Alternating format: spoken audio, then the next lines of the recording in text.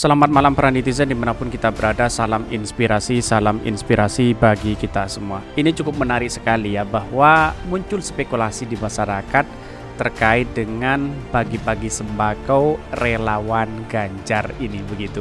Dan bahkan relawan Ganjar bagikan sembako di Tangsel ya, Said Didu, pekerjaan oligarki menyogok rakyat.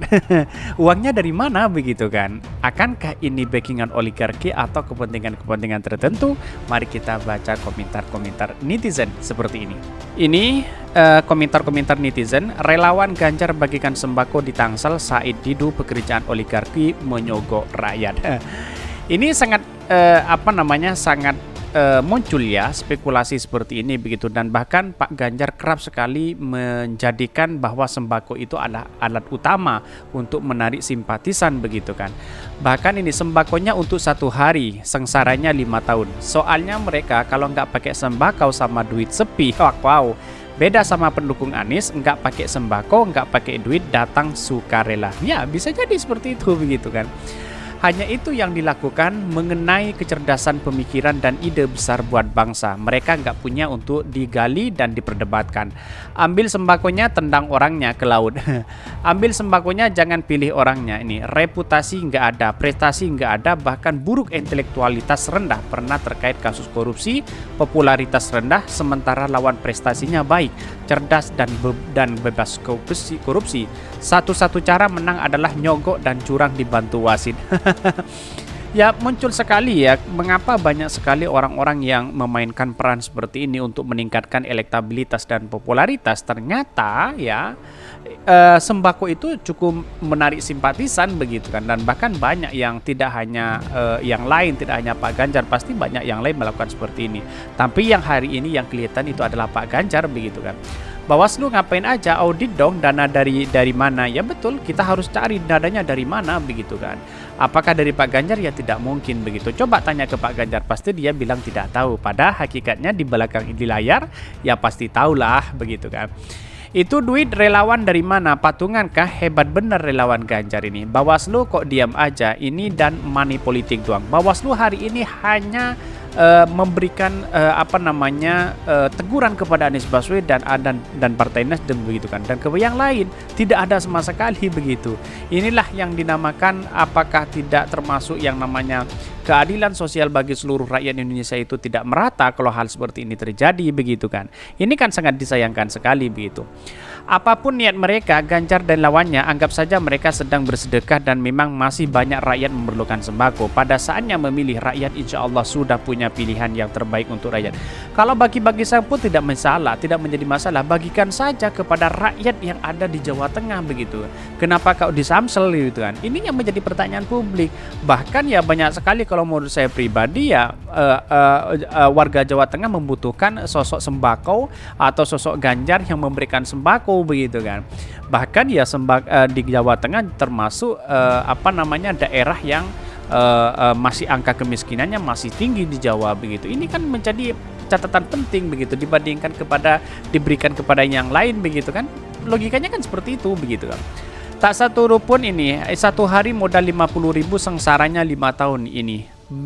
Baguslah, semakin sering seperti ini semakin baik.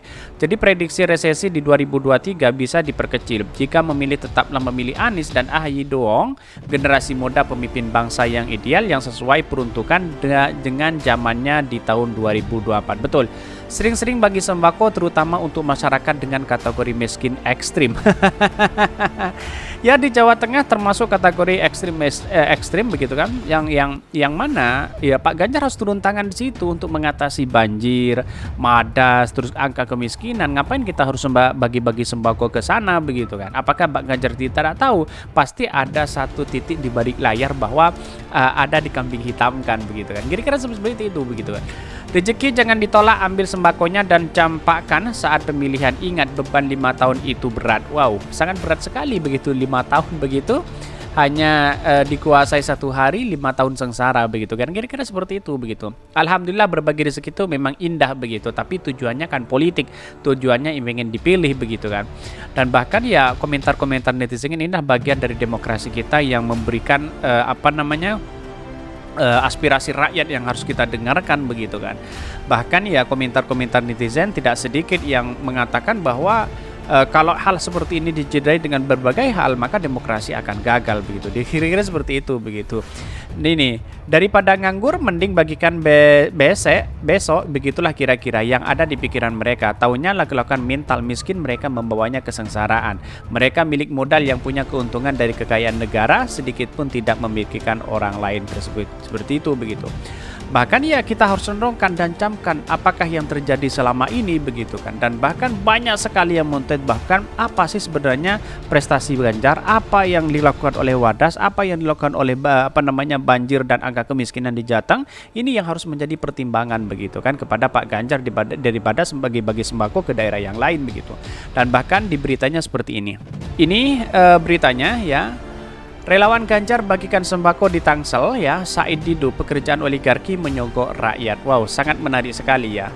Dari tajuk politik, mantan sekretaris Kementerian BUMN Said Didu mengomentari kegiatan salah satu kelompok relawan pendukung Ganjar Pranowo yang membagikan sembako di Pasar Ciputat, Tangerang Selatan. Ini Tangsel, Banten. Said Didu menyebutkan kegiatan tersebut mirip pekerjaan oligarki yang berupaya menyuap rakyat untuk mencari simpati. Betul begitu. Kenapa sembako ini tidak diberikan kepada Jawa Tengah aja? Karena Pak Ganjar, sosok Pak Ganjar di situ begitu kan, menjadi gubernur Jawa Tengah. Kenapa kok diberikan ke yang lain? Inilah di mana letak logikanya begitu kan. Memang relawan-relawan seperti Anies Baswedan bagi-bagi itu kan sudah tidak ada keterikatan dengan pemerintah begitu kan, bebas begitu. Kalau Pak Ganjar kan masih ada keterikatan pemerintah dan bahwa seolah-olah ya rakyatnya sendiri begitu kan tidak diberikan sembako begitu kan.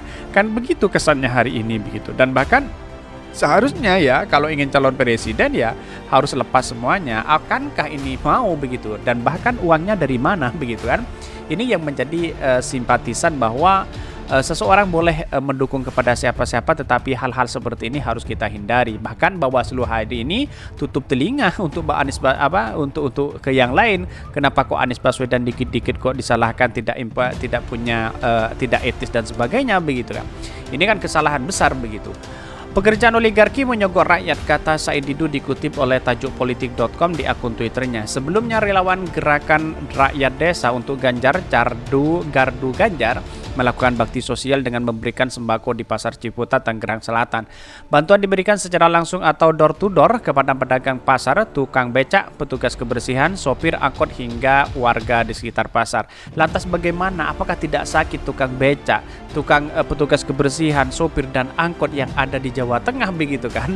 Ini kan sangat aneh sekali. Coba tanyakan kepada Ganjar, pasti dia tidak tahu begitu. Pada hakikatnya dia situlah di balik layar begitu kan. Koordinator Gardu Ganjar Tangsel Ria Febriantika berharap bantuan sembako ini dapat meringankan beban di sejumlah lapisan masyarakat di Pasar Ciputat. Ia menambahkan kegiatan baksos ini dapat bermanfaat dan membawa kebaikan bagi masyarakat yang menerimanya.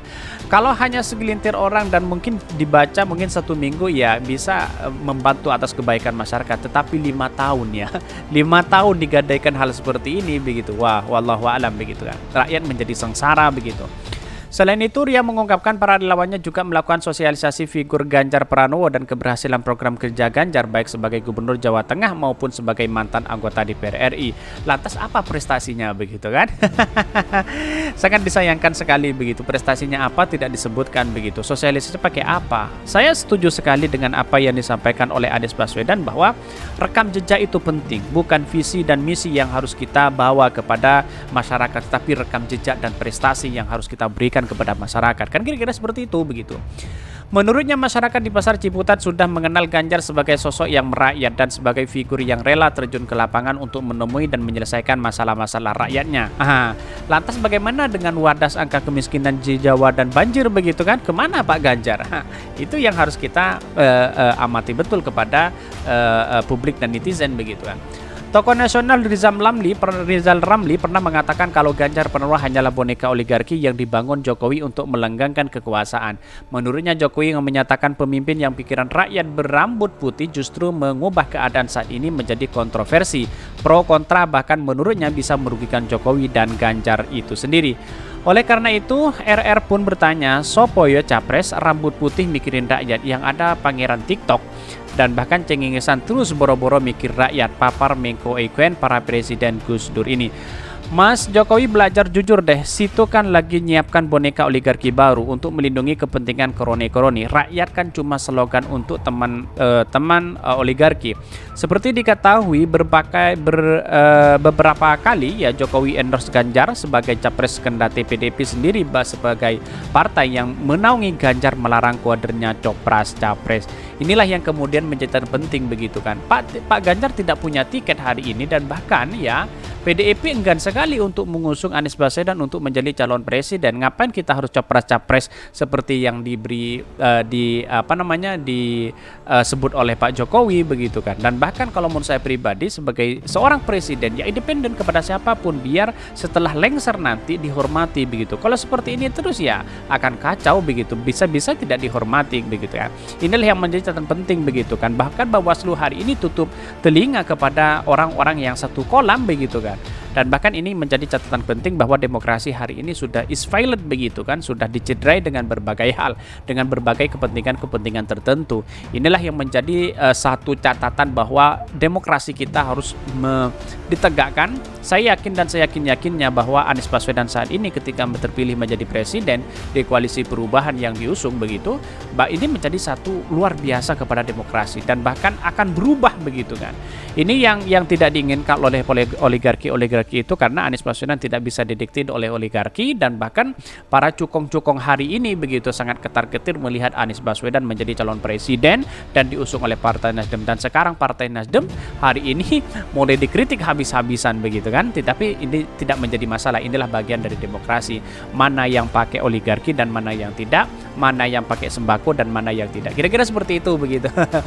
Oke, mungkin itu yang kami sampaikan. Tonton terus channel Hodari Podcast Rakyat ini karena ada berita-berita menarik dan viral setiap harinya. Salam para netizen, salam inspirasi bagi kita semua. Jangan lupa di subscribe channel YouTube Hodari Podcast Rakyat ini.